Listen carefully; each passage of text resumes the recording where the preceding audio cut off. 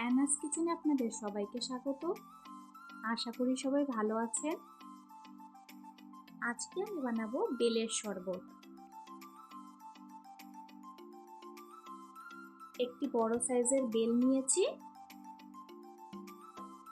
ফাটিয়ে নিয়ে চামচের সাহায্যে ভিতরের পাল্পটা বের করে নেব। আজকের রেসিপিটা যদি আপনাদের ভালো লাগে, আমার চ্যানেলটিকে লাইক, শেয়ার, সাবস্ক্রাইব করে আমার পাশে থাকবেন। আজকে আমি খুবই সিম্পলভাবে বেলের শরবতটা করে দেখিয়ে দিয়েছি।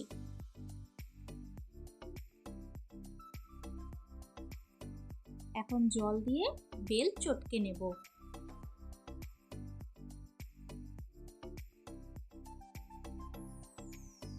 একটু সময় নিয়ে ভালো করে হাত দিয়ে চটকে নেব আর অল্প অল্প করে জল দিতে থাকবো।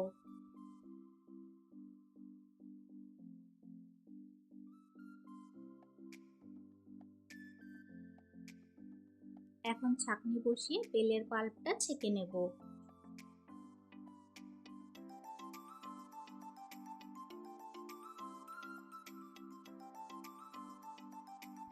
ভালো করে ছেঁকে নিয়েছি।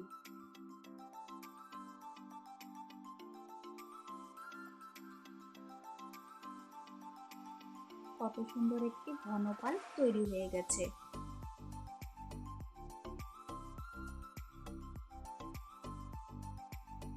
এর মধ্যে সামান্য একটু নুন ও 1 টেবিল স্পুন চিনি দিয়ে দিব। আমি আজকে 1 টেবিল স্পুন চিনি দিয়েছি, আপনারা চাইলে কমও বেশি করতে পারবেন।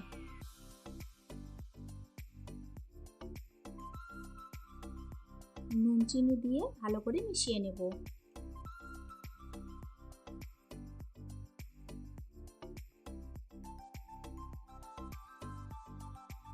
এরপর 1 কাপ দুধ দিয়ে দিলাম।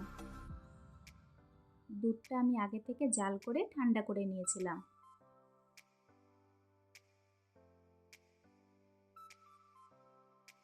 দুধ দিয়ে ভালো করে মিক্স করে নিয়েছি। এখন সার্ভিং গ্লাসে সার্ভ করে নেব। প্রথমে কয়েকটি আইস কিউব দিয়ে দিলাম।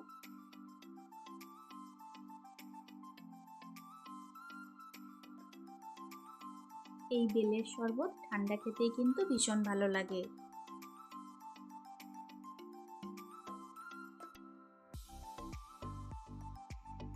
বেলের শরবতে উপর থেকে মালাই দিয়ে সাজিয়ে দিয়েছি।